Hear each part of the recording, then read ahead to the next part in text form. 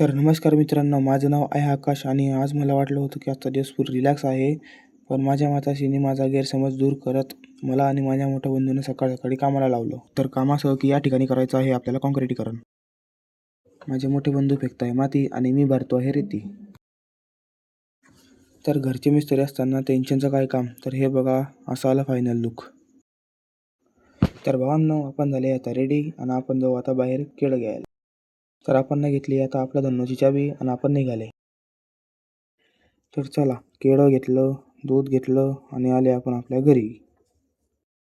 तर आपल्या मोठ्या बंधूंना आपण केली गच्चीवर छोटीशी पार्टी. तर आपली पार्टी करून आपण लेटला आपल्या झोक्यामध्ये आणि असा घेणं पडतो हा झोका हाताने डायरेक्ट.